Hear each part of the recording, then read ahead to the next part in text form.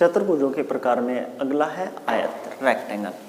आयत या रेक्टेंगल किसे कहते हैं? सबसे पहले ये समझिए, वह चतुर्भुज जिसकी सम्मुख भुजाएं बराबर तथा प्रत्येक कोण समकोण हो, आयत कहलाता है।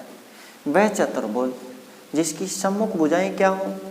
बराबर हो और प्रत्येक कोण कितना हो? 90 डिग्री हो, क्या कहलाता है? आयत कहलाता है। आपको ध्यान हो तो इस शब्द को छोड़ दो, ऊपर का वह चतुर्भुज जिसकी सम्मुख भुजाएं क्या हो? बराबर हो। ये प्रॉपर्टी किसकी भी थी? समांतर चतुर्भुज की भी थी, पैरेललोग्राम की भी थी। लेकिन अगर पैरेललोग्राम का प्रत्येक कोण कितना डिग्री हो जाए? 90 डिग्री हो जाए तो क्या बन जाएगा? आयत कहलाएगा। अगर प्रत्येक कोण 90 डिग्री नहीं होगा तो क्या कहलाएगा? समांतर चतुर्भुज कहलाएगा, पैरेललोग्राम कहलाएगा। और पैरेललोग्राम का प्रत्येक कोण 90 डिग्री हो जाएगा तो क्या कहलाएगा? आयत कहलाएगा। A quadrilateral opposite sides parallel and equal each angle are 90 degree. एक क्वाड्रिलेटरल क्या कहलाएगा? रेक्टेंगल कहलाएगा यदि उसका प्रत्येक साइड अपोजिट साइड क्या हो? इक्वल हो। Opposite side parallel and equal. Opposite side क्या है? ABCD। ABCD एक रेक्टेंगल कहलाएगा यदि AB के अपोजिट CD पैरेलल भी हो और AB के बराबर भी हो, और CD के अपोजिट BC के अपोजिट AD पैरेलल भी हो और क्या हो? बराबर भी हो, तो क्या कहलाएगा? आयत कहलाएगा। इसी के साथ क्या एक कंडीशन और क्या है? Each angles every angles 90 degree. प्रत्येक कोण कितना होना चाहिए?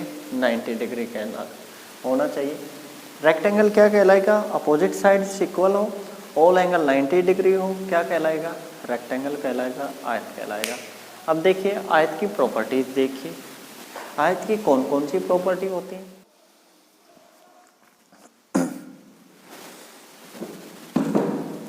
देखिए आयत की प्रॉपर्टी देखिए, गुण, प्रॉपर्टीज ऑफ रेक्टेंगल। सम्मुख भुजाएं बराबर होती हैं। AB की सम्मुख भुजाएं कौन सी है? CD। और BC के सम्मुख भुजाएं कौन सी है? AD।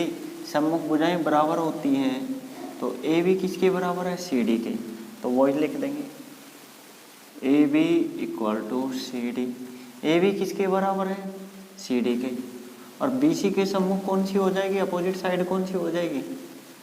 BC के अपोजिट हो जाएगी AD। BC equal to AD।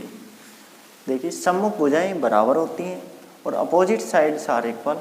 सम्मुख भुजाएं बराबर होती हैं तो AB के बराबर क्या हो? CD, और BC के अपोजिट क्या हो जाएगा? AD। दूसरी प्रॉपर्टी देखिए रेक्टेंगल की, प्रत्येक कोण 90 डिग्री अर्थात समकोण होता है। Every angle are 90 degree. प्रत्येक कोण कितना होता है? 90 डिग्री होता है अर्थात समकोण होता है। तो क्या लिख सकते हैं? कोण A बराबर कोण B बराबर कोण C बराबर कोण D बराबर 90 डिग्री। सभी कोण कितने होते हैं? 90 डिग्री होते हैं, तो क्या लिख सकते हैं? सभी कोण का मान कितना होता है? 90 डिग्री। अगली प्रॉपर्टी देखिए, विकिर्ण माप में बराबर होती है। आयत की दो विकिर्ण होती है, एक तो कौन सी? AC और दूसरी कौन सी? BD। क्या कह रहा है? विकिर्ण माप में बराबर होती है अर्थात AC की लंबाई अगर 5 है तो BD की भी लंबाई कितनी होगी? 5 होगी। माप में क्या होते हैं? बराबर होते हैं। तो क्या लिख सकते हैं?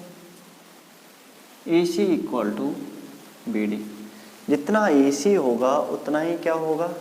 BD होगा। तो लिखते हैं विकिर्ण माप में बराबर होते हैं, डायगोनल्स आर इक्वल। विकिर्ण क्या होते हैं? बराबर होते हैं। अगली प्रॉपर्टी देखिए, विकिर्ण एक दूसरे को समद्विभाजित करते हैं, diagonals are bisect each other. विकिर्ण डायगोनल कौन कौन सी? AC और BD दो डायगोनल है, एक दूसरे को इंटरसेक्ट कौन से पॉइंट पर कर रहे हैं? कौन से पॉइंट पर प्रतिच्छेद कर रही हैं? O पर। तो ये प्रॉपर्टी किस में भी आई थी?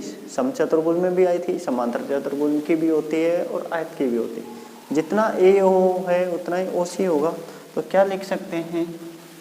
OA equal to OC। और क्या लिख सकते हैं? OB equal to OD। OB equal to OD।